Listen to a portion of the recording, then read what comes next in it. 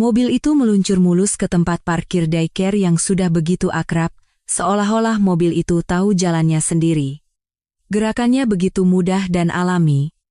Citra sudah mengulurkan tangannya ke gagang pintu mobil. Dalam benaknya, ia mengulang kembali rutinitas malamnya. Menjemput putranya, Dava, mampir ke supermarket untuk membeli susu dan roti, lalu menghangatkan sayur sop yang ia masak kemarin sementara Dava membangun garasi baru untuk mobil-mobilan Legonya. Ini adalah malam yang biasa di bulan Januari yang sejuk setelah hujan, saat matahari terbenam lebih awal dan orang-orang hanya ingin cepat-cepat masuk ke dalam rumah yang hangat. Hari di mana ia ingin menutup pintu dan memisahkan diri dari dunia luar yang dingin. Saat tangannya menyentuh gagang pintu logam yang dingin, sesuatu menarik perhatiannya. Ia berhenti dan menatap gedung di seberang jalan. Itu adalah sebuah gedung apartemen 3 lantai berdinding bata yang selama 6 bulan terakhir ia lewati 2 kali sehari tanpa pernah sekalipun bertanya-tanya siapa yang tinggal di sana. Dari pintu masuk lobi, seorang pria yang mengenakan jaket pading biru navy keluar. Jaket yang persis sama dengan yang Citra berikan kepada suaminya, Bima Aditya, sebagai hadiah ulang tahun terakhirnya. Saat ia bingung memilih antara warna biru navy dan hitam, Bima berkata bahwa warna biru navy membuatnya terlihat lebih muda. Pria itu berbalik ke arah pintu, mengulurkan tangannya, dan seorang wanita berjaket pading merah terang muncul di belakangnya. Wanita itu tertawa begitu lepas dan riang, suaranya seolah menembus kaca mobil yang tertutup rapat. Itu Bima, tidak salah lagi. Tak ada secercah harapan pun bahwa ini adalah sebuah kekeliruan. Bima mengangkat wanita itu dan memutarnya, sementara wanita itu melingkarkan lengannya di leher Bima dan menyandarkan kepalanya ke belakang. Mereka berciuman di tengah halaman depan apartemen yang basah oleh sisa hujan, seolah-olah hawa dingin dan kemungkinan ada orang yang melihat sama sekali tidak ada dalam pikiran mereka. Wanita itu menunjuk sebuah papan besar bertuliskan di sewakan yang tertempel di pintu lobi. Bima mengangguk puas. Mungkin mereka menemukan apartemen ini dari iklan itu, pikir Citra. Citra hanya duduk dan memandangi mereka. Anehnya, tidak ada emosi apapun yang terasa. Ia merasa luar biasa mati rasa, seolah sedang menonton film tentang kehidupan orang lain. Seharusnya, tokoh utama wanita dalam film ini sudah berteriak atau menangis sekarang, tetapi entah kenapa, tokoh utama wanita ini hanya terdiam. Hawa dingin yang merembes melalui jendela mobil mulai menembus kerah bajunya, dan tangannya yang memegang setir mulai kehilangan rasa. Tapi semua itu tidak ada apa-apanya dibandingkan dengan apa yang terjadi 30 meter di depannya. Bima menurunkan wanita itu. Mereka berjalan menuju sebuah mobil impor putih asing yang pernah beberapa kali dilihat Citra, hanya saja ia tidak pernah memperhatikannya. Bima membukakan pintu untuk wanita itu. Sama persis seperti 7 tahun lalu, saat mereka masih pacaran dan Bima berusaha membuat kesan yang baik padanya dengan selalu membukakan pintu mobil. Mobil putih itu menghilang ke dalam udara dingin, hanya menyisakan kepulan gas buang yang tajam. Citra terus duduk di sana. Seperti roda gigi jam yang berkarat, kepingan-kepingan puzzle mulai tersusun perlahan di benaknya. Perjalanan dinas 2 minggu yang lalu, dan perjalanan dinas sebulan sebelumnya, dan perjalanan dinas lain sebelum akhir tahun. Parfum baru, yang ia anggap karena acara kantor. Keanggotaan gym yang tiba-tiba ia buat di bulan November, padahal dulu ia bilang olahraga hanya membuang-buang waktu, janji temu yang semakin sering pada hari Kamis dan Jumat. Kebiasaannya yang kini membawa ponselnya bahkan ke kamar mandi, padahal dulu ia biasa meletakkannya begitu saja di meja makan. Dan perjalanan-perjalanan dinas 1 hari yang katanya penting tapi tidak akan lama. Semua hal-hal sepele ini, yang ia sadari dengan sudut matanya namun ia biarkan berlalu, karena lebih mudah untuk tidak memikirkannya. Keluarga, anak, pekerjaan rumah semua itu membutuhkan begitu banyak energi sehingga ia bahkan tidak punya tenaga tersisa untuk curiga. Ponsel di sakunya bergetar, dan Citra tersentak kaget seolah baru bangun dari tidur. Sebuah pesan WhatsApp dari guru daycare. Bunda Citra, apakah sudah mau sampai? Dava sudah menunggu. Jari-jarinya yang mengetik balasan tidak mau menurut. Iya, Bu. 3 menit lagi sampai. Ia turun dari mobil. Udara yang dingin dan tajam membuatnya sadar sepenuhnya, dan kedua kakinya secara mekanis melangkah menuju pintu daycare yang sudah dikenalnya. Bahkan di saat dunianya runtuh, naluri seorang ibu tetap bekerja. Dava berlari keluar sambil melambaikan selembar gambar. Wajahnya yang bulat bersinar karena gembira, dan ia berceloteh tentang manusia salju yang dibuatnya saat jam bermain di luar. Citra mengangkat putranya. Ia membenamkan hidungnya di leher lembut anaknya yang beraroma sampo bayi dan jus manis, dan Dava memeluk lehernya dengan erat dan mantap. Ibu Intan, guru dengan mata yang selalu terlihat lelah, tetapi berkesan baik, tersenyum pada Citra. Hari ini Dava baik sekali, Bu. Tapi waktu tidur siang, dia tidak mau tidur lagi, dan hanya membuat mobil-mobilan. Terima kasih, Bu. Citra mendengar suaranya sendiri, yang terdengar sangat tenang dan datar seolah-olah itu suara orang lain. Nanti saya bicarakan soal tidur siang di rumah. Ia memakaikan jaket astronot pada Dava dan melilitkan syal di lehernya. Tangannya bergerak sendiri tanpa perlu diperintah oleh otaknya. Putranya terus berceloteh, dan ia hanya mengangguk dan menanggapi seadanya. Tidak ada yang akan menyadari bahwa di dalam dirinya telah terbentuk sebuah kekosongan yang dingin dan hampa, seperti bola kaca. Di supermarket, Dava merengek minta dibelikan coklat, dan tidak seperti biasanya yang selalu membatasi makanan manis, Citra membelikannya 2. Ia membeli susu, roti, dan beberapa barang lain yang tanpa sadar ia masukkan ke dalam keranjang.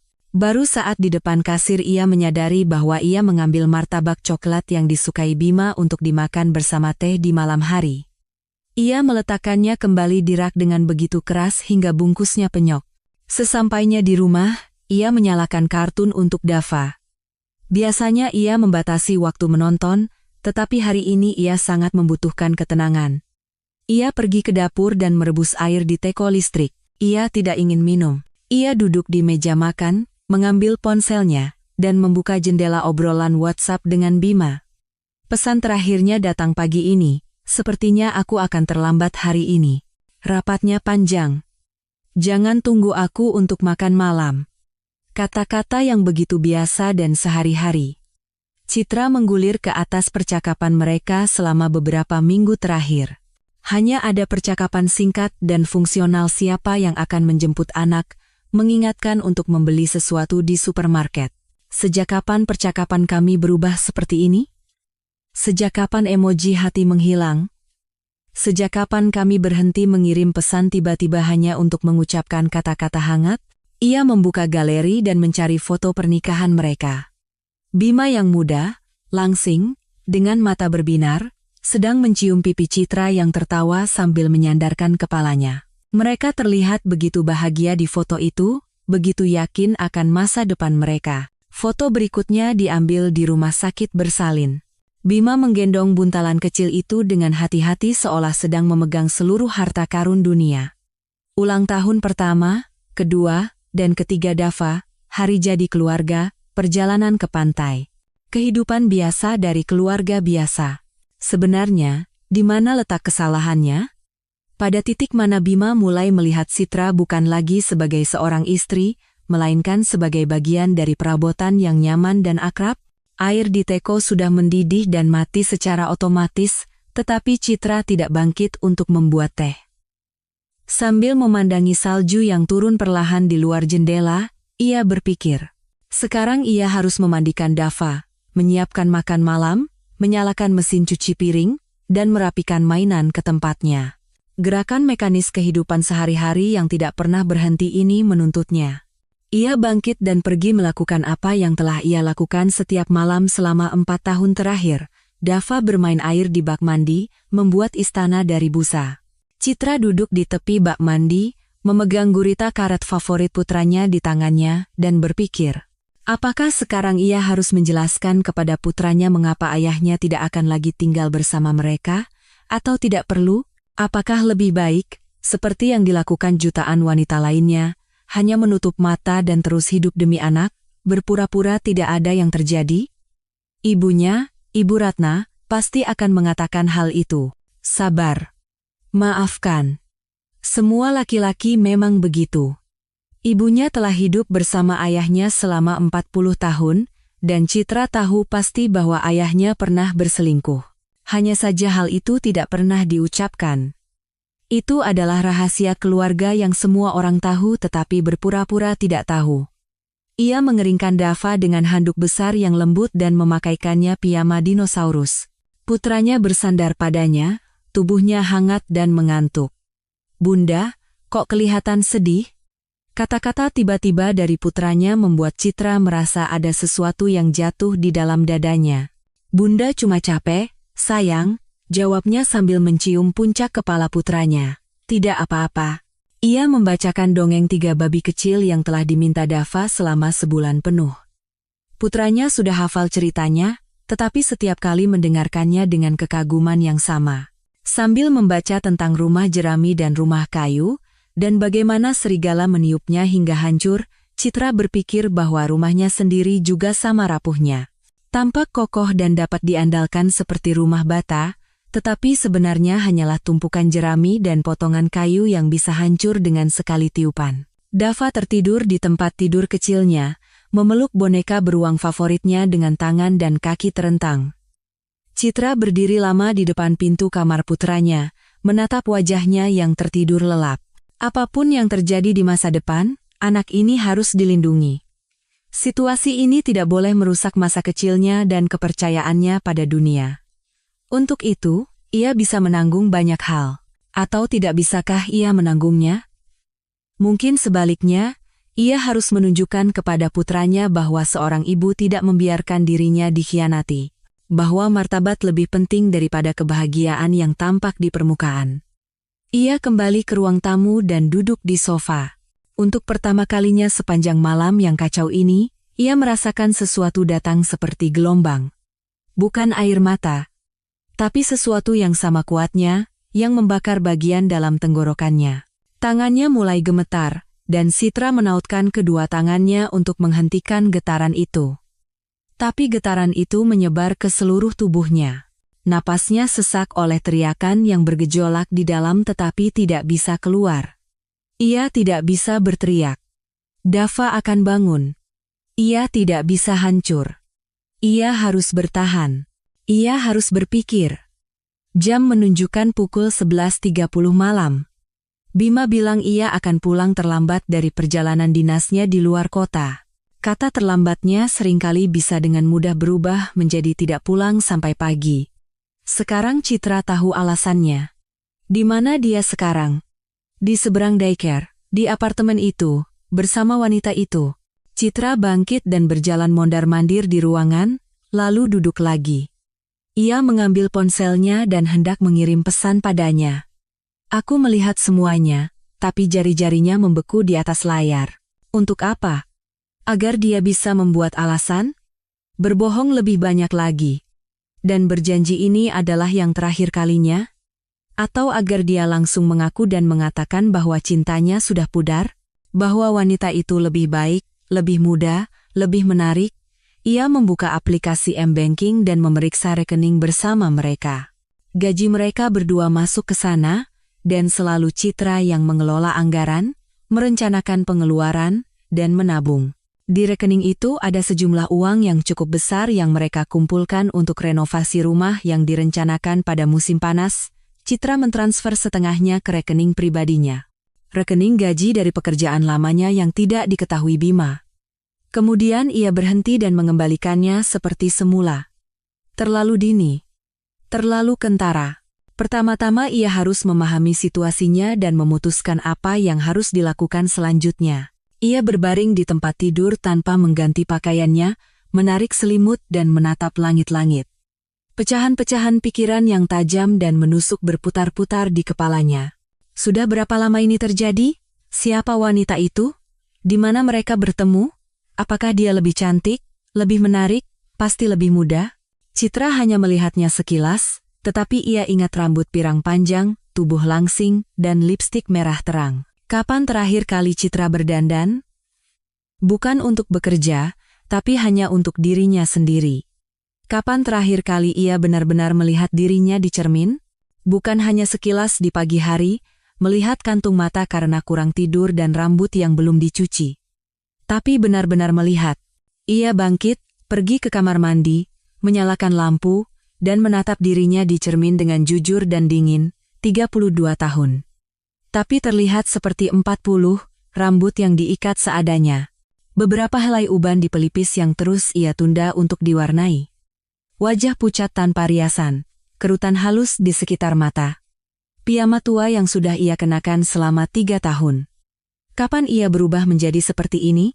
Sejak kapan ia berhenti menjadi seorang wanita dan hanya menjadi entitas fungsional bernama Bunda Dava dan istri Bima? Citra kembali ke kamar dan berbaring, tetapi tidak bisa tidur. Pikirannya berputar-putar dan kembali ke titik yang sama. Apa yang harus ia lakukan sekarang? Pergi? Bertahan? Memaafkan? Membalas dendam? Semua pilihan tampak benar sekaligus mustahil. Pergi? Kemana dengan seorang anak? Apakah gajinya sendiri cukup untuk membayar sewa? Bertahan. Bisakah ia hidup dengan pengetahuan ini, dengan rasa sakit ini? Memaafkan. Bagaimana caranya ketika harga dirinya menjerit di dalam, membalas dendam? Lalu apa? Apa gunanya? Saat fajar mulai menyingsing di luar jendela, Citra menyadari satu hal, ia tidak akan histeris. Ia tidak akan menangis dan membanting piring. Ia tidak akan menjadi menyedihkan karena cemburu. Ia akan berpikir, merencanakan, dan bertindak. Jika ini adalah akhir, ia akan menghadapinya dengan bermartabat. Jika ada kesempatan untuk mengubah sesuatu, ia akan menemukan kesempatan itu. Tapi pertama-tama, ia harus mengetahui skala bencana ini. Mengumpulkan informasi, mencari tahu kebenarannya. Seluruh kebenaran, bukan hanya apa yang ia lihat secara kebetulan.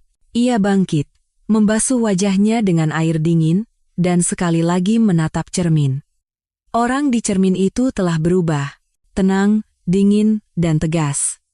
Sesuatu telah patah dalam semalam. Rasa takut dan sakit tidak hilang, tetapi ada sesuatu yang lain ditambahkan padanya. Kemarahan. Kemarahan yang sehat dan pantas atas perlakuan yang membodohinya, mempermainkannya, dan merusak hidupnya dan hidup anaknya tanpa berusaha menyembunyikannya dengan baik. Dava bangun dengan ceria dan lapar seperti biasa. Citra menyiapkan sarapan dan menyiapkannya untuk pergi ke daycare. Tidak ada yang akan menyadari bahwa revolusi sedang terjadi di dalam dirinya. Sementara putranya makan sereal dengan lahap, Citra mengambil ponselnya dan menelepon ibunya. Ibu Ratna mengangkat pada dering kedua. Ada nada waspada dalam suaranya, karena putrinya tidak pernah menelepon sepagi ini. "Pagi, Bu," kata Citra dengan tenang. "Bisa tolong jaga Dava malam ini? Aku ada urusan." Tentu, Nak." Ibunya jelas ingin bertanya lebih banyak, tetapi Citra tidak memberinya kesempatan. "Terima kasih, Bu. Nanti aku antar setelah dari daycare." Ia mengantar Dava ke daycare, memberikan ciuman selamat tinggal, melambaikan tangan, lalu menuju mobilnya. Ia menyalakan mesin tetapi tidak langsung jalan. Ia menatap apartemen di seberang, jendela-jendela biasa di mana kehidupan orang lain yang asing sedang berlangsung, kehidupan yang telah menyusup ke dalam hidupnya. Satu jendela di lantai 2 sedikit terbuka, dan Citra melihat sekilas gerakan seseorang yang menyingkap tirai. Ia mengeluarkan ponselnya dan mencari alamat apartemen itu di aplikasi properti. Ada beberapa unit yang terdaftar, tetapi satu menonjol. Lantai 2, 2 kamar, fully furnished. Ada nomor telepon yang tertera. Ia menyimpan nomor itu dan keluar dari kompleks apartemen. Di kantor, ia bekerja seperti robot. Menjawab pertanyaan rekan kerja, meninjau dokumen, memeriksa angka. Sepanjang waktu itu, sebuah rencana matang di benaknya. Saat makan siang, ia sudah tahu persis apa yang harus dilakukan. Dari telepon kantor, ia menelepon nomor yang ada di iklan itu. Ia meninggikan nada suaranya agar terdengar lebih muda. "Halo." Suara di seberang telepon terdengar ceria dan muda. "Ya, halo. Selamat siang," kata Citra perlahan dan jelas. "Saya menelepon karena melihat iklan sewa apartemen di Jalan Dwaita. Apakah saya bisa melihat apartemennya malam ini?" "Oh, tentu saja." Suara wanita itu terdengar sangat senang. Jam berapa Anda bisa? Bagaimana kalau jam 7 malam? Baik, bisa. Saya tunggu ya. Citra meletakkan gagang telepon dan merasakan jantungnya berdebar kencang. Langkah pertama telah diambil. Sekarang dimulai. Sisa hari itu terasa sangat panjang dan menyiksa.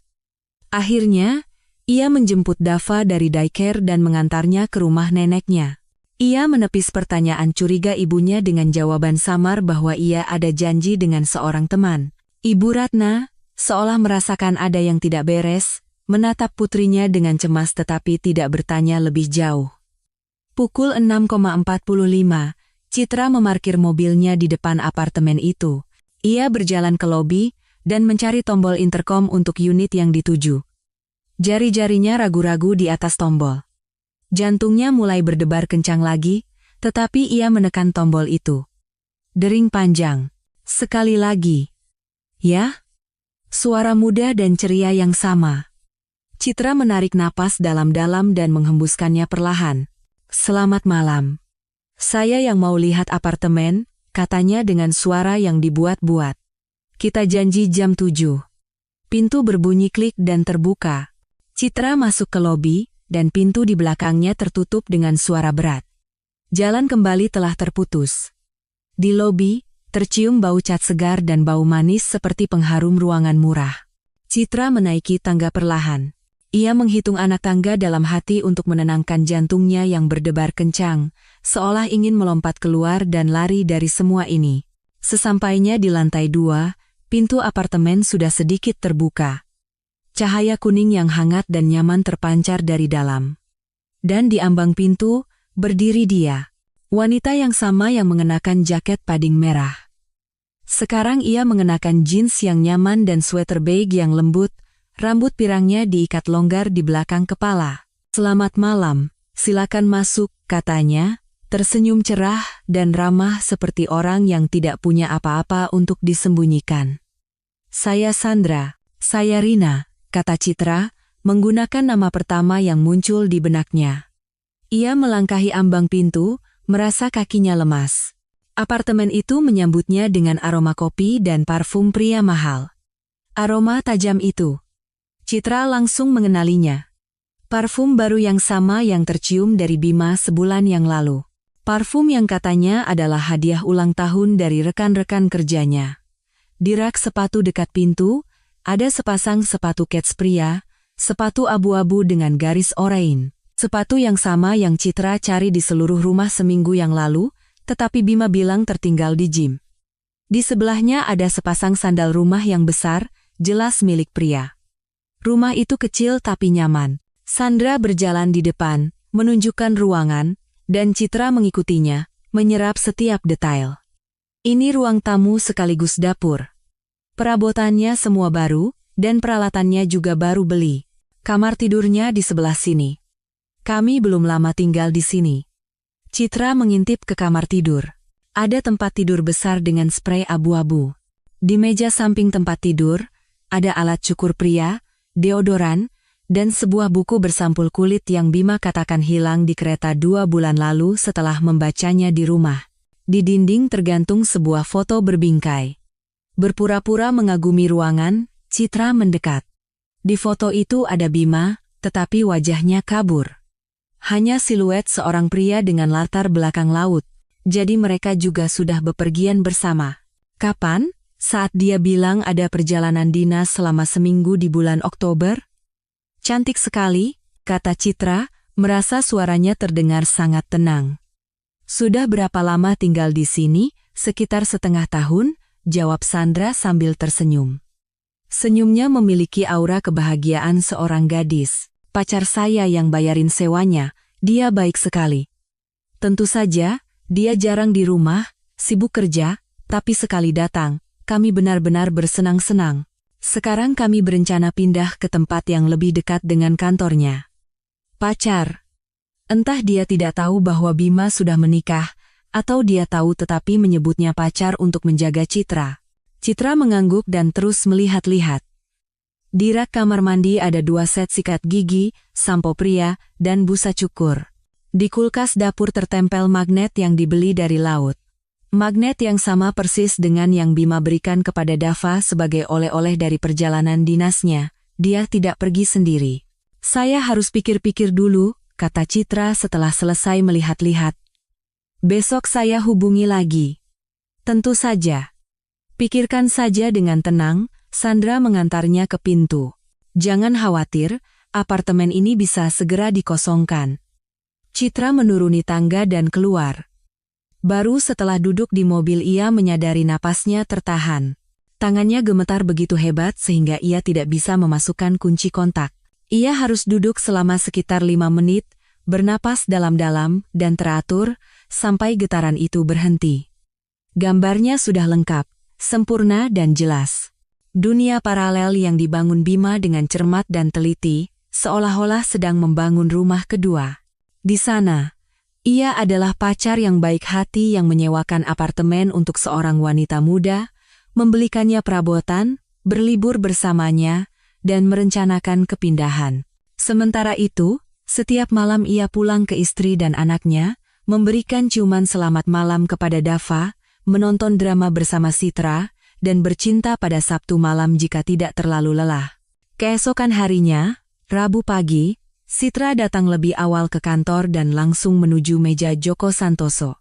Mereka telah bekerja di perusahaan yang sama selama sekitar 3 tahun, dan Joko adalah orang yang bisa ia mintai tolong untuk masalah teknis seperti program komputer.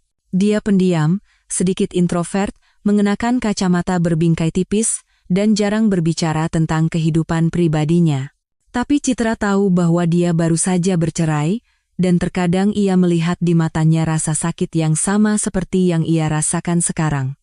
Pak Joko, ada waktu sebentar? Dia terkejut dan mengangkat kepalanya dari monitor saat Citra mengintip ke ruangannya. Ya, Bu Citra, silakan masuk. Dia bersandar di kursinya. Ada apa?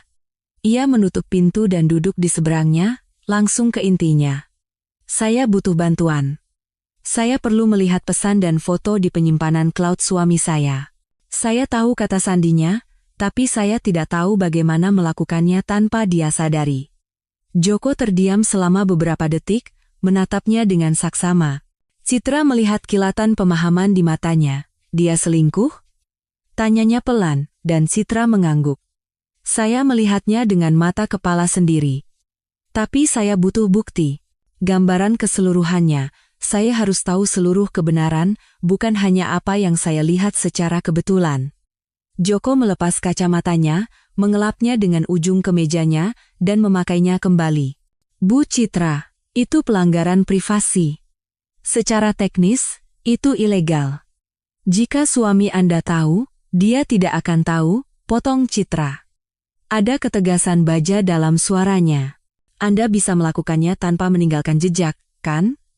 Joko terdiam lagi sejenak, lalu menghela napas. Bisa, tapi apakah Anda benar-benar ingin tahu? Terkadang, tidak tahu itu lebih baik. Citra tersenyum pahit. Tidak apa-apa, saya ingin tahu. Saya perlu mengetahui skala bencana ini untuk membuat keputusan yang tepat bagi diri saya dan anak saya. Baiklah, Joko mengangguk. Berikan saya kata sandinya. Ini akan memakan waktu, sekitar 2 atau 3 jam. Maukah Anda kembali setelah makan siang? Ia memberikan semua informasi kepada Joko, ID, kata sandi email, media sosial, dan penyimpanan cloud. Ia tahu semuanya. Bima dan dia tidak pernah menyembunyikan ponsel atau kata sandi satu sama lain. Itu adalah aturan tak tertulis dalam pernikahan mereka, transparansi penuh, sungguh ironis. Saat makan siang, Citra tidak bisa makan apapun. Ia hanya minum air. Rekan-rekannya bertanya apakah ia sakit, tetapi ia beralasan karena migrain. Pukul 3, ia kembali ke ruangan Joko, dan tanpa berkata apa-apa, Joko memutar monitor ke arahnya. Ini semuanya, katanya.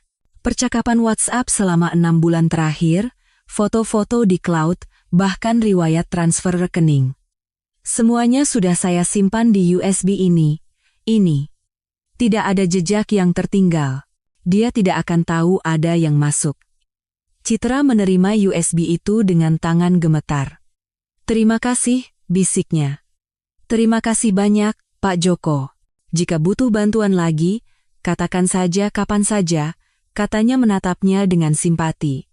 Saya tahu bagaimana rasanya, saya juga pernah mengalaminya.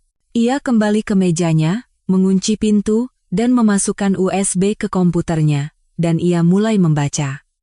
Percakapan dengan Sandra begitu biasa, pesan-pesan tentang bagaimana hari mereka berlalu. Foto-foto makanan yang dibuat Sandra. Balasannya penuh kasih sayang dan perhatian. Sama sekali berbeda dari kalimat-kalimat kering yang ia kirimkan kepada Citra beberapa bulan terakhir. Aku kangen kamu, sayang. Aku tidak sabar ingin bertemu denganmu. Kamu adalah hal terbaik yang pernah terjadi padaku. Sambil membaca, Citra merasakan kemarahan yang dingin, jernih, dan tenang memenuhi dirinya. Berikutnya adalah foto-foto. Bima dan Sandra di laut, di pantai, di restoran, dan di apartemen itu. Berciuman dan berpelukan dengan bahagia. Tanggal foto-foto itu cocok dengan periode perjalanan dinasnya. Tidak ada perjalanan dinas. Hanya perjalanan dengan kekasihnya. Dan riwayat transfer rekening. Setiap bulan, ia mentransfer sejumlah uang yang cukup besar kepadanya. Cukup untuk membayar sewa dan hidup nyaman. Dari mana uang itu? Citra membuka rekening bersama dan membandingkan tanggalnya. Ia menarik uang tunai. Katanya untuk biaya bensin, makan siang dengan rekan kerja, biaya pertemuan bisnis, dan uang itu, dana bersama mereka yang Citra juga ikut hasilkan, ia kirimkan kepada kekasihnya. Ia mencetak semua percakapan, foto, dan riwayat transfer, menyusunnya dalam file terpisah, dan memasukkannya ke dalam tasnya. Bukti yang tak terbantahkan dan jelas bahwa pernikahannya adalah sebuah kepalsuan, dan suaminya adalah seorang pembohong dan pengkhianat. Malam harinya, saat menjemput Dava dari rumah neneknya, Ibu Ratna menghentikannya di depan pintu, memegang tangannya. Nak, ada apa? Ibunya menatapnya dengan cemas. Beberapa hari ini kamu aneh sekali. Apa kamu bertengkar dengan Bima? Citra ingin berbohong dan mengatakan tidak. Tetapi kata-kata itu keluar dengan sendirinya, kering dan kasar. Bu, dia selingkuh. Sudah setengah tahun. Dia punya kekasih, menyewakan apartemen untuknya, dan berlibur bersamanya. Selama ini dia terus berbohong sambil menatap mataku. Wajah Ibu Ratna menjadi pucat pasi, dan ia terduduk di kursi teras. Ya Tuhan, Citra. Ia tidak bisa melanjutkan kata-katanya, lalu menatap putrinya. Ada campuran simpati dan sesuatu yang lain di matanya. Yah, semua laki-laki memang begitu. Bukan berarti dia tidak mencintaimu. Kamu tahu kan sifat mereka? Mungkin hanya selingan sebentar. Nanti juga berlalu. Yang penting jangan bertindak gegabah. Maafkan saja. Tutup mata saja. Nanti semuanya akan baik-baik saja. Demi Dava. Kamu harus mempertahankan rumah tanggamu. Citra menatap ibunya dan melihat dirinya sendiri 20 tahun dari sekarang. Lelah, pasrah, dan telah belajar untuk menutup mata terhadap pengkhianatan. Ia teringat masa kecilnya, mendengar ibunya menangis setiap malam. Ayahnya yang pulang larut malam dengan bau parfum asing. Dan ibunya yang berpura-pura tidak tahu apa-apa, tersenyum di meja sarapan, dan menyetrika kemejanya. Citra kecil saat itu berpikir, memang seperti itu adanya. Itu normal. Cinta adalah kesabaran dan pengorbanan. Tapi sekarang, menatap ibunya, ia menyadari. Ia tidak ingin hidup seperti itu. Ia tidak ingin mengajari Dava bahwa mengkhianati dan berbohong itu tidak apa-apa. Ia tidak ingin menunjukkan bahwa ibunya adalah makhluk yang tidak perlu dihormati. Tidak, Bu, katanya pelan tapi tegas. Saya tidak akan sabar. Saya tidak akan menutup mata. Saya tidak ingin Dava tumbuh dengan berpikir bahwa menipu orang yang dicintainya itu normal. Dan saya juga tidak ingin menjalani sisa hidup saya berpura-pura baik-baik saja sementara kemarahan dan penghinaan membusuk di dalam diri saya. Ibu Ratna membuka mulutnya untuk mengatakan sesuatu, tetapi Citra sudah memegang tangan Dava dan menuju pintu keluar. Terima kasih sudah menjaganya, Bu. Saya harus pergi sekarang. Keesokan harinya, Kamis, Citra bangun pagi-pagi, mengantar Dava ke daycare, dan pergi ke bank. Ia membuka rekening baru atas namanya, rekening yang tidak diketahui Bima dan tidak akan pernah ia ketahui. Ia mentransfer setengah dari tabungan bersama mereka, bagian yang ia hasilkan sendiri, ke sana. Itu adil. Kemudian ia pergi menemui pengacara. Ia memilih seorang pengacara wanita spesialis perceraian dari internet. Pengacara itu adalah seorang wanita berusia 50-an dengan tatapan tajam dan cara bicara yang cepat, memberikan kesan yang tegas. Perselingkuhan, katanya sambil melihat-lihat cetakan yang dibawa Citra, percakapan, foto, bukti uang yang dihabiskan untuk kekasihnya. Sangat bagus. Pengadilan akan berpihak pada Anda. Apartemennya atas nama siapa? Atas nama saya, jawab Citra. Ayahnya yang pulang larut malam dengan bau parfum asing. Dan ibunya yang berpura-pura tidak tahu apa-apa, tersenyum di meja sarapan, dan menyetrika kemejanya. Citra kecil saat itu berpikir, memang seperti itu adanya. Itu normal. Cinta adalah kesabaran dan pengorbanan. Tapi sekarang, menatap ibunya, ia menyadari. Ia tidak ingin hidup seperti itu. Ia tidak ingin mengajari Dava bahwa mengkhianati dan berbohong itu tidak apa-apa. Apakah Anda siap untuk mengajukan gugatan? Citra mengangguk. Ya. Tapi sebelumnya, saya ingin memberinya kesempatan untuk mengaku sendiri. Saya ingin melihat apakah dia akan terus berbohong sampai akhir. Pengacara itu tertawa sinis. Mereka selalu berbohong sampai akhir. Tapi itu hak Anda. Datanglah saat Anda siap untuk mendaftarkan berkas. Saya akan siapkan semuanya. Citra pulang sekitar waktu makan siang dan menghabiskan sisa waktunya menyusun semua bukti ke dalam folder-folder.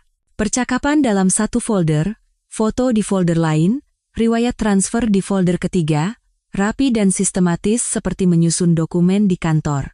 Menjelang malam, di atas mejanya terhampar gambaran pengkhianatan yang sempurna, tersusun dan terdokumentasi. Jumat pagi, Bima menelepon. Melihat namanya di layar membuat jantung Citra berdebar, tetapi ia menenangkan diri. "Halo, sayang," katanya dengan tenang. "Oh, Citra," suaranya terdengar lelah.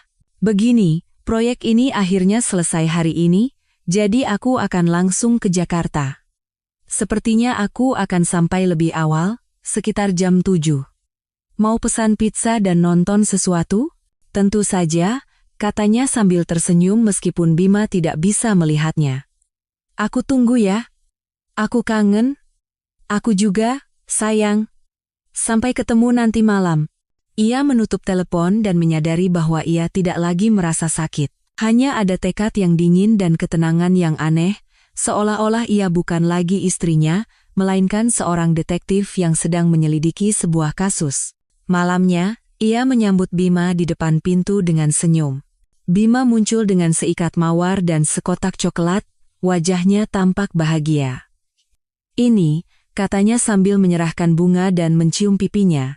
"Maaf lama sekali, pekerjaannya banyak sekali. Aku tidak tahu akan selama ini."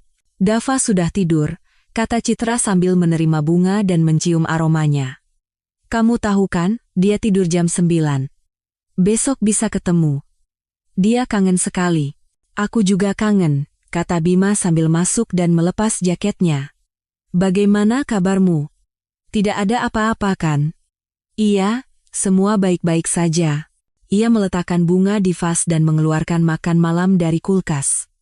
"Duduklah, akan aku hangatkan." "Lapar kan?" "Lapar sekali," katanya sambil duduk di meja makan. Citra melihat Bima yang tidak curiga apa-apa, santai, dan puas.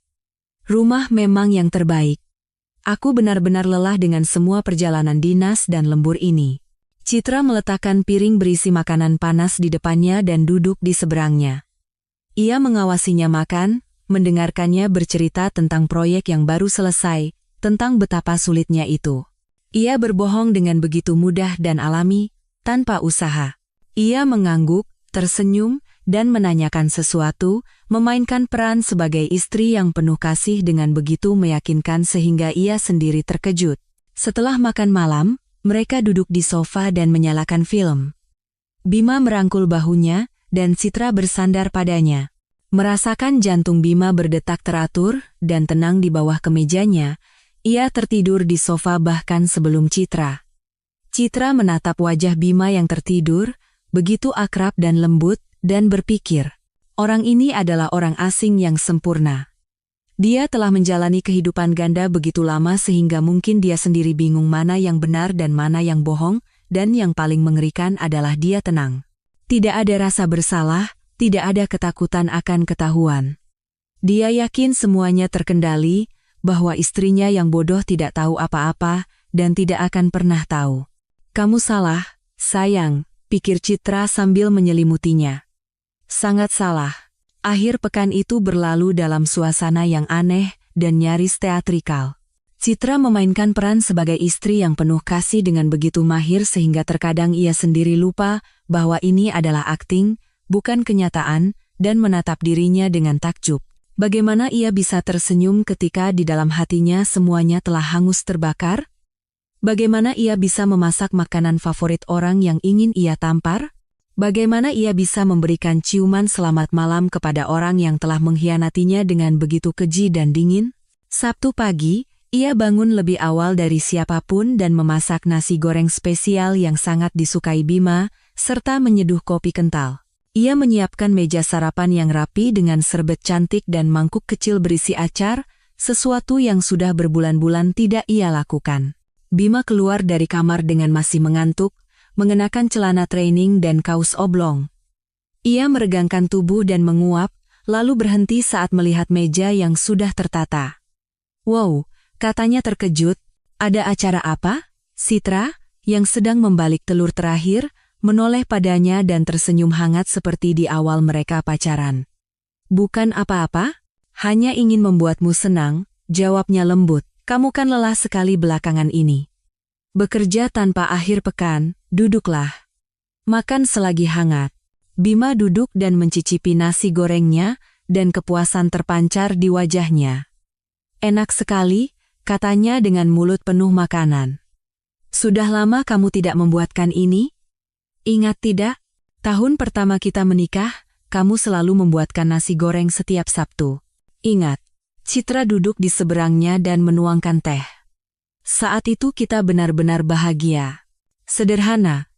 Kita tidak butuh sesuatu yang istimewa untuk bahagia.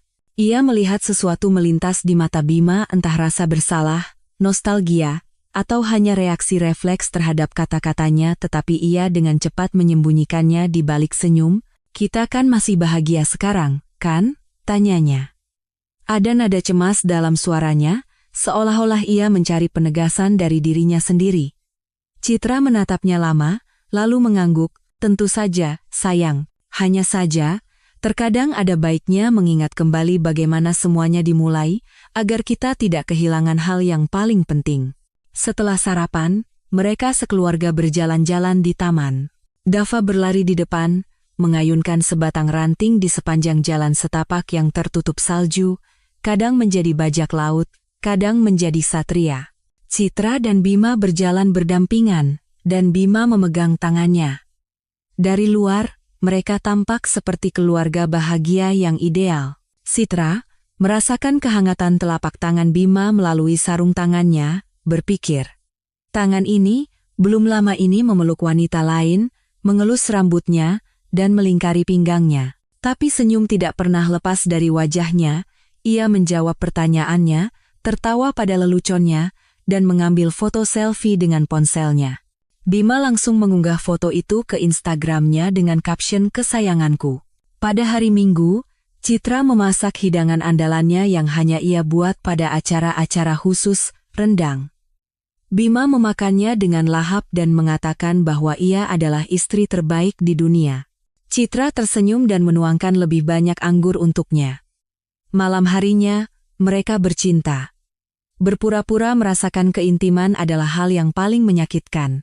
Kenyataannya, hanya ada jarak yang dingin di dalam dirinya. Tapi Citra memainkan perannya sampai akhir, dan Bima tertidur dengan puas dan bahagia, memeluknya. Sambil bergumam sesuatu yang mesra dalam tidurnya, Senin pagi dimulai seperti biasa. Jam alarm, waktu persiapan yang sibuk. Dava merengek tidak mau memakai celana panjang. Bima terburu-buru berangkat kerja. Semuanya begitu akrab dan biasa sehingga bisa saja dipercaya bahwa tidak ada yang terjadi. Citra mengantar Dava ke daycare, mengucapkan selamat tinggal, lalu menuju kantor. Tapi saat makan siang, ia izin pulang lebih awal dengan alasan harus ke rumah sakit. Sebaliknya, ia mengemudikan mobilnya ke taman dekat rumah tempat apartemen Sandra berada.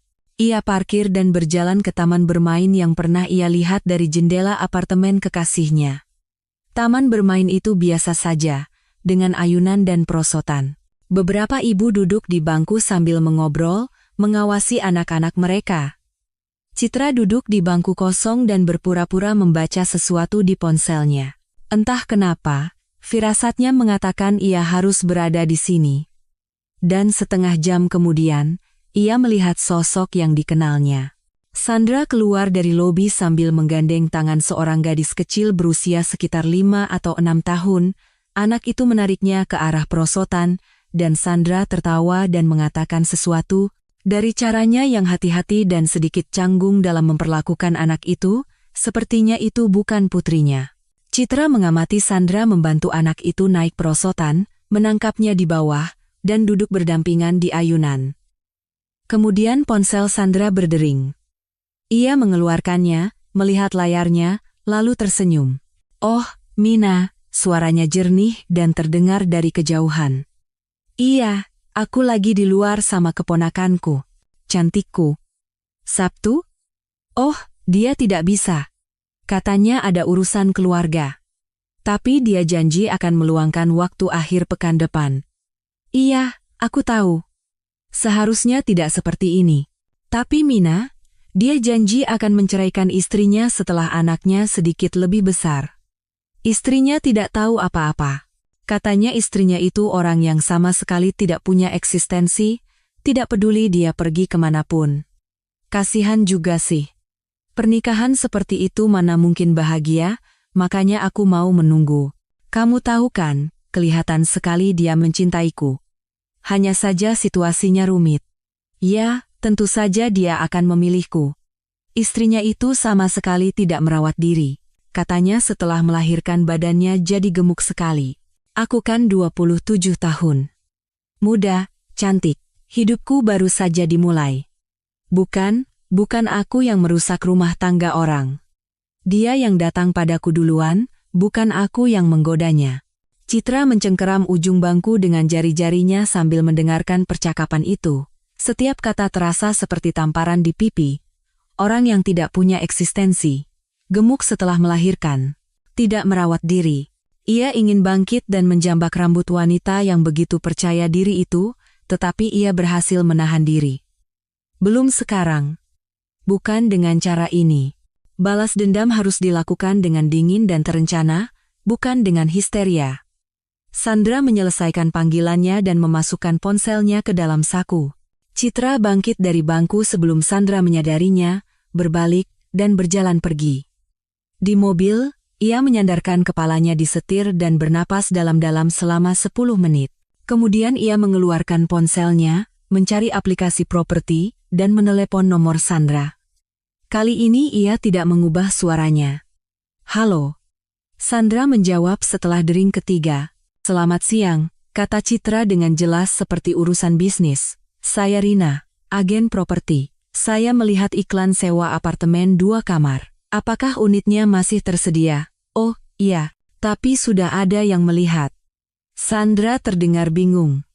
"Sepertinya beliau tidak tertarik," kata Citra berimprovisasi.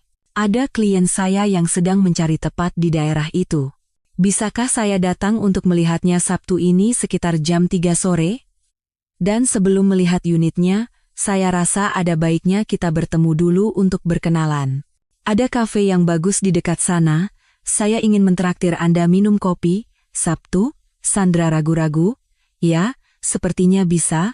Anda datang sendiri atau bersama klien?" "Saya akan lihat dulu, jika cocok, baru saya akan bawa klien saya." Citra, meskipun tidak perlu mencatat janji itu di buku catatannya, tanggal itu terukir dengan sendirinya di ingatannya. Sampai ketemu hari Sabtu. Jika saya suka unitnya, saya akan hubungi pemiliknya, dan kita buat perjanjian sewa baru atas nama klien saya. Tolong pastikan Anda datang ke kafe ya. Jangan lupa, nama kafenya akan saya kirim lewat pesan. Ia menutup telepon, dan senyum dingin muncul di wajahnya.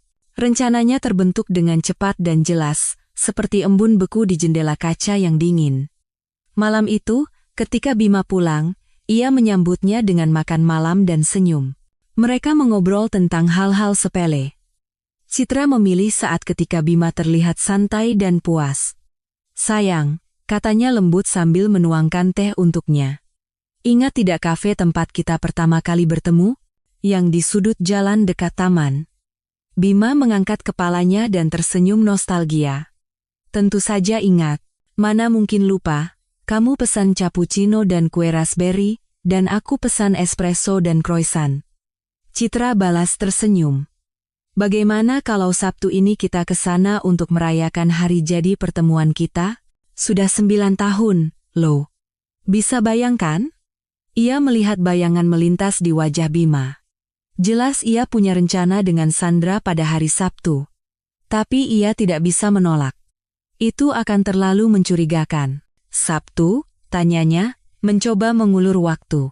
"Apa benar hari jadi kita tepat Sabtu ini?" "Iya, benar," kata Citra berbohong dengan yakin. "Aku sengaja cek di buku harian lamaku. Sabtu tanggal 13.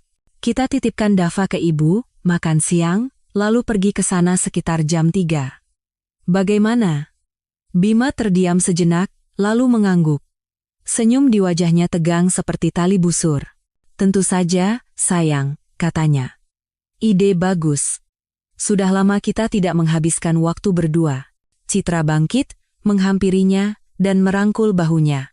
"Aku senang sekali tidak ada masalah di antara kita," bisiknya di telinganya. Ia merasakan Bima tegang sejenak, lalu rileks sambil merangkul pinggangnya. "Tidak ada masalah apa-apa, Citra." Suaranya terdengar nyaris meyakinkan. "Kita kan keluarga. Kita bisa melewati apapun. Kalau saja kamu tahu," pikir Citra sambil menegakkan tubuhnya. "Kalau saja kamu tahu apa yang akan terjadi Sabtu ini." Tapi ia diam, tersenyum, dan pergi membereskan meja makan. Beberapa hari berikutnya berlalu dalam drama yang sama. Citra adalah istri yang sempurna. Memasak, membersihkan, menunjukkan minat pada pekerjaan Bima, dan tertawa pada leluconnya. Bima jelas merasa lega, berpikir bahwa tidak ada yang berubah dan hidup berjalan seperti biasa. Malam hari, setelah Dava tidur, mereka menonton drama, dan Bima memeluknya.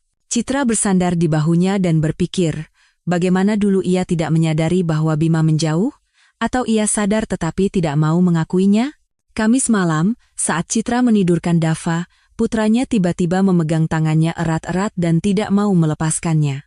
"Bunda," kata putranya pelan, menatapnya dengan mata besar dan serius. "Kenapa Bunda tidak menangis lagi di malam hari?" Seluruh tubuh Citra membeku. Beberapa hari berikutnya berlalu dalam drama yang sama. Citra adalah istri yang sempurna. Memasak, membersihkan, menunjukkan minat pada pekerjaan Bima, dan tertawa pada leluconnya. Bima jelas merasa lega, berpikir bahwa tidak ada yang berubah dan hidup berjalan seperti biasa. Malam hari, setelah Dava tidur, mereka menonton drama, dan Bima memeluknya. "Semuanya akan baik-baik saja, sebentar lagi," bisiknya. "Bunda janji. Sebentar lagi semuanya akan baik-baik saja. Bunda janji kamu tidak akan pernah mendengar Bunda menangis lagi. Kamu adalah yang terpenting dalam hidup Bunda, tahu? Bunda akan melakukan apa saja agar kamu bahagia. Bunda sayang kamu." Dava memeluk lehernya erat-erat. Pelukannya begitu kuat dan mantap sehingga Citra merasa mendapatkan kekuatan. Ia akan berjuang bukan untuk dirinya sendiri, tetapi untuk putranya. Agar putranya tumbuh dengan tahu bahwa ibunya adalah orang yang pantas dihormati, bahwa mengkhianati orang yang dicintai itu tidak boleh, bahwa kebohongan selalu terungkap, dan bahwa pengkhianatan ada harganya. Jumat malam, ketika Bima pulang kerja, Citra menyiapkan makan malam, dan berkata dengan santai seolah-olah sambil lalu, Besok ibu akan menjaga Dava seharian, jadi kita bisa punya waktu berdua. Setelah dari kafe, kita jalan-jalan, atau nonton film. Sudah lama sekali kita tidak pergi kemana-mana. Bima mengangguk sambil lalu, seolah sedang memikirkan hal lain. Oh, boleh, katanya sambil mengeluarkan ponsel dan mengetik sesuatu dengan cepat. Aku mandi dulu ya, hari ini capek sekali. Citra melihat punggungnya. Perasaan dingin dan jernih menyebar di dadanya. Dia pasti sedang mengirim pesan kepada Sandra. Membatalkan janji, membuat alasan. Apa yang akan dia katakan? Penasaran. Apakah dia akan bilang bahwa istrinya tiba-tiba ingin menghabiskan hari romantis dan dia tidak bisa menghindar? Ia mengeluarkan folder berisi cetakan-cetakan dari tasnya, semua bukti, tersusun rapi per file. Percakapan, foto, riwayat transfer rekening. Setiap lembarnya seperti paku yang ditancapkan pada pernikahan mereka. Besok, folder ini akan ada di atas meja kafe, dan semua kartu akan terbuka. Besok, drama yang ia mainkan selama beberapa hari terakhir ini akan berakhir. Besok, hidupnya akan berubah selamanya. Citra memasukkan kembali folder itu ke dalam tasnya, minum teh, lalu pergi ke kamar tidur. Bima sudah berbaring di tempat tidur, melihat ponselnya. Saat Citra berbaring di sebelahnya, ia memeluknya dan mencium pelipisnya. "Selamat tidur, sayang," bisiknya. Suaranya begitu akrab dan lembut. "Selamat tidur," jawab Citra dan memejamkan mata. Tapi ia tidak bisa tidur. Ia berbaring dalam kegelapan, mendengarkan napas suaminya yang teratur di sebelahnya, dan memikirkan hari esok. Bagaimana semuanya akan berjalan? Apa yang akan dia katakan? Apakah dia akan membuat alasan? Atau langsung mengaku? Apakah dia akan mencoba menyalahkannya? Mengatakan bahwa dia kesepian karena Citra tidak memperhatikannya, atau marah dan mengancam? Dan Sandra, bagaimana reaksinya ketika menyadari bahwa pacar hebatnya sebenarnya adalah seorang peselingkuh biasa yang membohongi kedua wanita itu?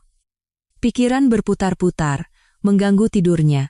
Baru menjelang fajar Citra tertidur lelap dan singkat. Dalam mimpinya, ia berdiri di tengah ruangan kosong, dan dinding di sekelilingnya runtuh. Ia tidak bisa bergerak. Ia hanya bisa menyaksikan semuanya hancur berkeping-keping. Ia terbangun oleh suara alarm. Pikiran pertamanya adalah hari ini hari Sabtu, hari di mana semuanya akan berubah.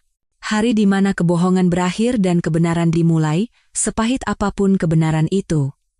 Kafe itu menyambut Citra dengan aroma roti yang baru dipanggang dan kopi. Aroma yang sama yang menyelimuti pertemuan pertama mereka 9 tahun yang lalu. Saat itu, ia duduk di dekat jendela, gugup menjelang kencan buta, tidak pernah bermimpi bahwa setahun kemudian ia akan menikah dengan pria jangkung dengan senyum menawan yang akan masuk melalui pintu itu, melihat sial merahnya, dan langsung mengenalinya. Sekarang pukul 2.45. Citra memilih tempat duduk di dekat jendela, tempat yang sama tempat mereka duduk saat itu. Ia meletakkan folder berisi dokumen di depannya, dan meletakkan ponselnya di atasnya untuk memeriksa waktu. Tangannya sedikit gemetar. Bukan karena takut, tetapi karena antisipasi saat topeng akan terlepas dan semuanya akan kembali ke tempatnya. Seorang pelayan muda dengan wajah lelah datang membawa menu. Citra memesan cappuccino yang sama yang ia minum 9 tahun lalu dan meminta agar disiapkan 3 cangkir, karena ia sedang menunggu tamu. Pelayan itu mengangguk dan pergi. Citra memandang jalan di luar jendela. Salju tipis turun, dan orang-orang bergerak cepat menuju tujuan masing-masing. Tidak ada dari mereka yang akan membayangkan bahwa di sini, di kafe yang nyaman dengan aroma roti dan kopi ini, akan terjadi sebuah adegan yang akan menghancurkan sebuah keluarga dan mengubah hidup setidaknya 3 orang selamanya. Tepat pukul 2.55, Sandra masuk ke kafe. Citra langsung mengenalinya meskipun baru melihatnya 2 kali. Rambut pirang sebahu, lipstik merah terang, jaket kulit, skinny jeans, dan sepatu bot tinggi. Ia muda, segar, dan percaya diri. Penampilan wanita yang terbiasa dicintai dan tahu nilainya. Sandra melihat sekeliling, tetapi tidak melihat siapapun yang terlihat seperti agen properti. Ia duduk di meja sudut, mengeluarkan ponselnya, dan mulai menggulir sesuatu. Sepertinya ia akan menunggu. Citra menatapnya dan berpikir, apakah wanita ini tidak bersalah? Atau bersalah? Ia tahu Bima sudah menikah dan punya anak. Tapi ia terus bertemu dengannya, percaya pada janjinya, dan menunggu Bima bercerai. Apakah dia bodoh? Atau penuh perhitungan? Jatuh cinta? Atau oportunis? Mungkin keduanya. Seperti kebanyakan kekasih gelap, mereka benar-benar percaya bahwa kisah mereka istimewa, bahwa pria itu benar-benar tidak bahagia dalam pernikahannya, bahwa istrinya tidak memahaminya, tetapi dia memahaminya. Jam di ponsel menunjukkan tepat pukul 3. Pintu kafe terbuka lagi, dan bersamaan dengan udara dingin, masuklah Bima dengan seikat mawar merah. Ia mengenakan jaket pading biru navy dan jeans yang sama, tampak puas dan santai. Ia tidak melihat Sandra yang duduk di sudut, dan langsung berjalan ke meja Citra. Ia mendekat, tersenyum, dan mengulurkan bunga. "Hai sayang," ia hendak memulai, tetapi Citra memotongnya dengan menunjuk kursi di seberangnya. "Duduk, Mas Bima," katanya dengan tenang, dan sesuatu dalam suaranya membuatnya berhenti. Ia perlahan duduk, meletakkan mawar di atas meja, dan menatapnya dengan heran. "Citra, ada apa? Kamu aneh." "Aneh?" Citra tertawa sinis. Senyumnya sedingin es. "Mungkin. Tapi sebentar lagi akan ada satu orang lagi yang datang. Dan akan jadi jauh lebih aneh." "Mbak Sandra?" Ia meninggikan suaranya ke arah wanita yang duduk di sudut. "Bisa tolong ke sini?" Bima menoleh dengan cepat. Citra melihat darah surut dari wajahnya, matanya membelalak ketakutan, bibirnya bergerak tanpa suara tetapi tidak ada kata yang keluar. Sandra bangkit dengan bingung dan berjalan ke arah mereka. Dan ketika ia semakin dekat dan mengenali Bima, keterkejutan yang sama muncul di wajahnya. "Mas Bima," bisiknya. "Ini apa?" "Duduk, Mbak Sandra." Citra menunjuk kursi kosong. Suaranya sangat tenang. Seolah-olah ia sedang mengundang tamu untuk minum teh, bukan untuk eksekusi publik. "Mari kita berkenalan secara resmi.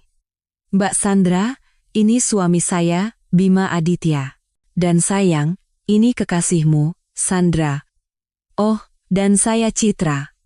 Istri yang membosankan yang kalian berdua pikir tidak tahu apa-apa dan tidak akan pernah menyadarinya." Sandra terduduk di kursi. Wajahnya sepucat kapur. Bima akhirnya menemukan suaranya. "Citra, tolong, kita bicarakan ini di rumah," katanya cepat dan gugup.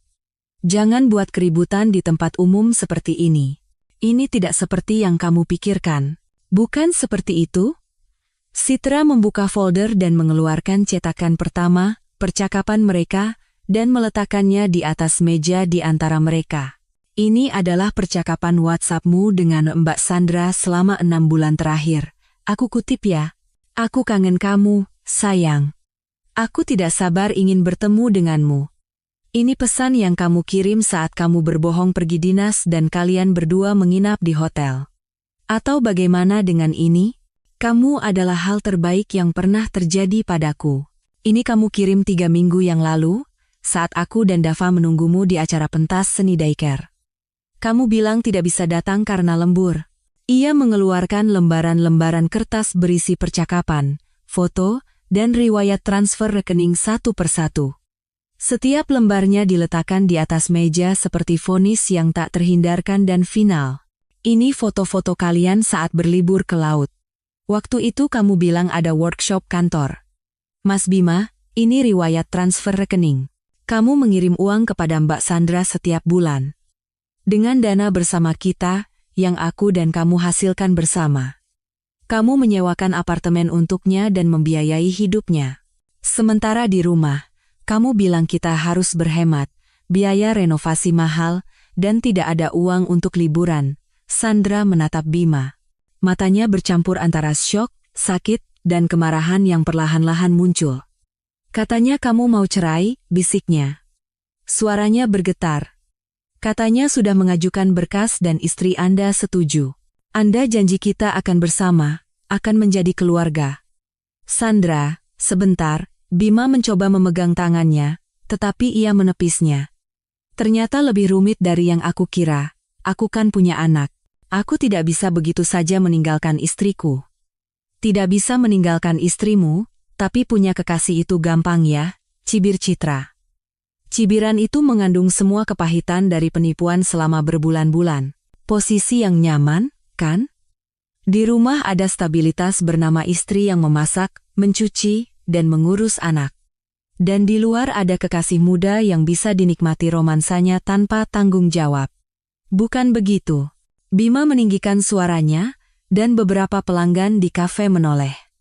Citra, kamu juga tahu, hubungan kita sudah tidak seperti dulu lagi. Kita sudah menjadi orang asing. Kamu hanya sibuk dengan urusan anak dan melupakanku. Aku kesepian di rumahku sendiri. Oh, jadi begitu? Citra bersandar di kursi dan menyipitkan matanya. Jadi pada akhirnya ini salahku. Kamu merasa kesepian sementara aku sibuk mengurus anak kita, bekerja, dan mengurus rumah. Jadi daripada berbicara denganku, menjelaskan, dan mencoba mengubah sesuatu, kamu hanya pergi keluar dan mencari pengganti. Aku sudah mencoba bicara, Bima memukul meja dengan tinjunya. Tapi kamu tidak pernah mendengarkan. Kamu selalu sibuk, selalu lelah, dan tidak punya waktu untukku. Sandra mendorong kursinya dan berdiri dengan kasar. Suara kursi yang bergesekan dengan lantai terdengar nyaring.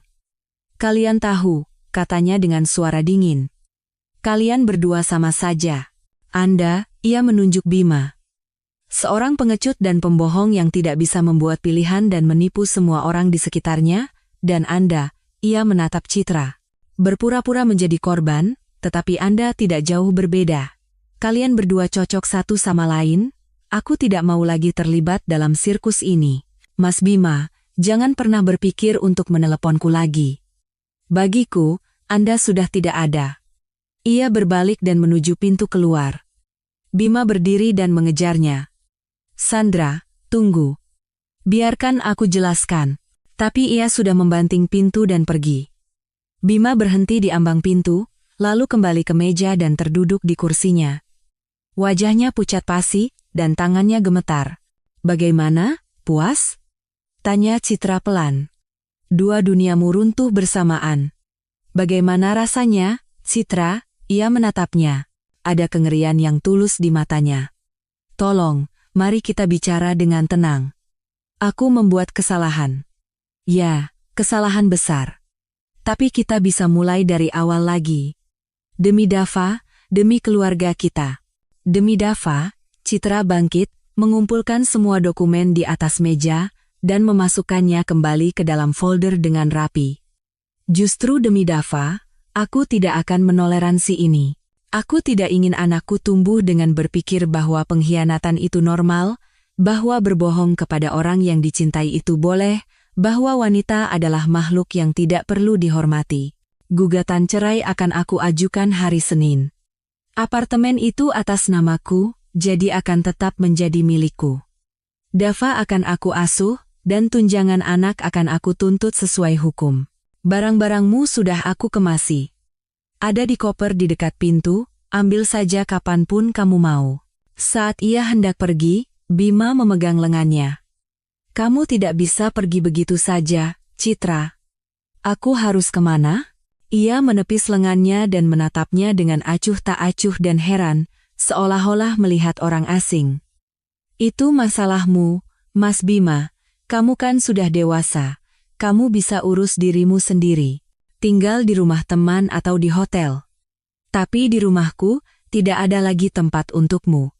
Dan jangan pernah berpikir untuk memanipulasiku dengan memohon belas kasihan atau menggunakan Dava. Aku peringatkan sebelumnya, setiap upaya untuk membuat anak kita membenciku, kamu tidak akan pernah bisa melihat Dava lagi. Pengacaraku hebat, dan bukti perselingkuhanmu sudah lebih dari cukup. Jadi, jika kamu ingin mempertahankan hubunganmu dengan putramu, bersikaplah baik-baik. Ia meninggalkan Bima yang duduk di meja bersama Mawar yang layu dan keluar dari kafe. Baru setelah duduk di mobil ia menyadari seluruh tubuhnya gemetar. Ia menyandarkan kepalanya di setir dan bernapas dalam-dalam sampai getaran itu berhenti. Selesai. Jembatan telah dibakar dan tidak ada jalan untuk kembali.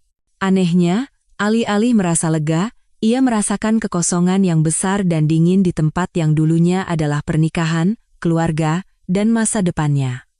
Minggu berikutnya berlalu seperti dalam kabut, hari-hari bercampur menjadi satu, dan Citra bergerak seperti robot, kantor, daycare, rumah.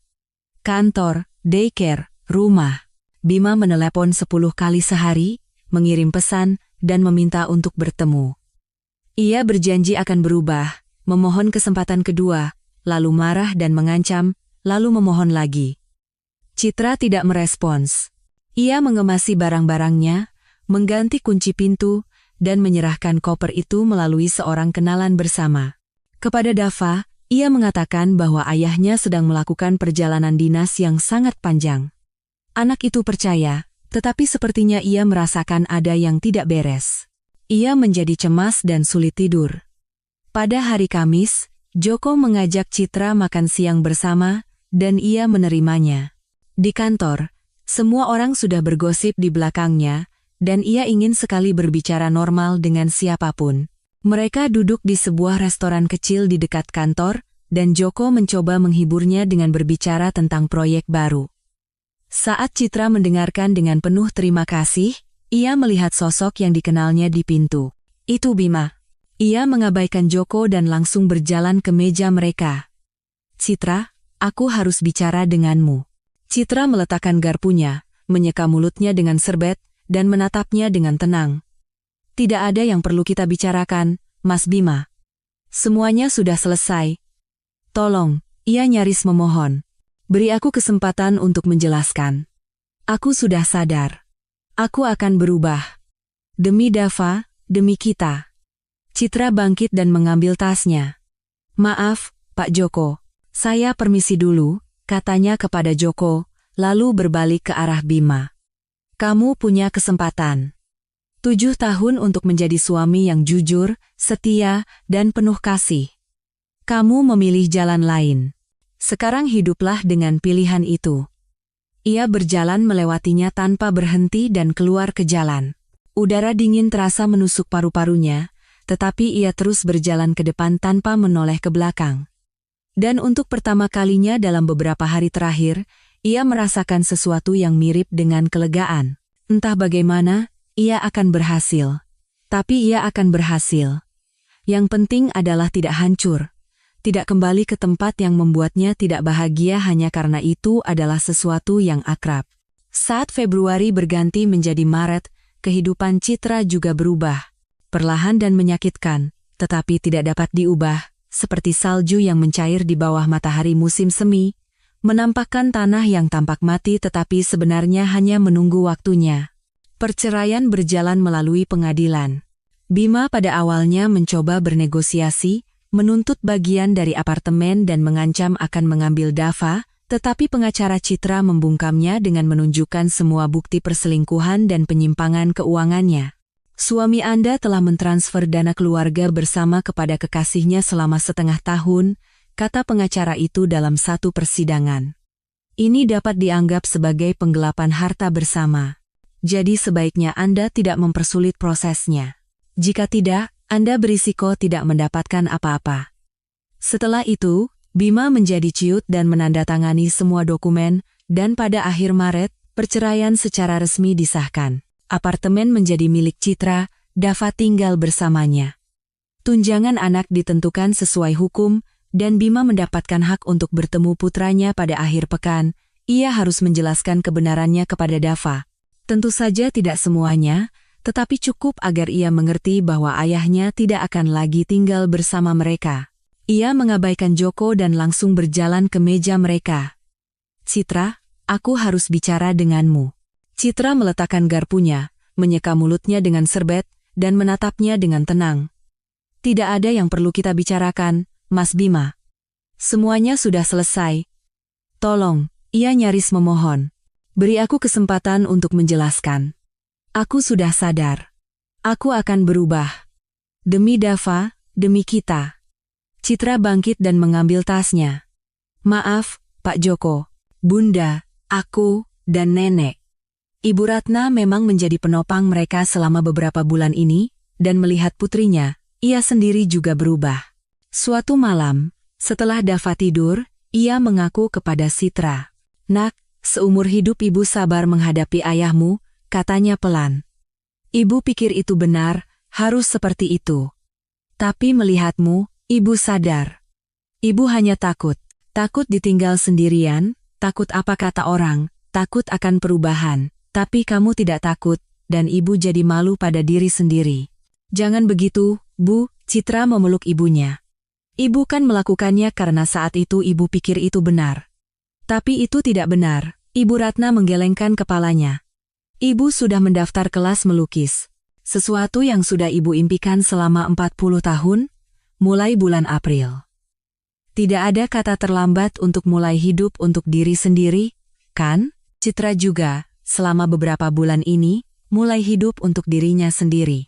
Ia mendaftar di gym yang berbeda dari tempat Bima biasa pergi dan berolahraga 3 kali seminggu. Ia memperbarui isi lemari pakaiannya, memotong pendek rambutnya, dan mewarnainya. Pada malam hari ketika Dava bersama neneknya, ia mengikuti kursus peningkatan keterampilan kerja. Ia menemukan energi di dalam dirinya yang telah ia lupakan selama pernikahannya. Joko beberapa kali mengajaknya makan malam, dan mereka menonton film, berjalan-jalan, dan membicarakan banyak hal. Citra merasa nyaman bersamanya, mudah tanpa ketegangan atau kewajiban. Ia tidak ingin terburu-buru. Suatu hari, ketika Joko mencoba menciumnya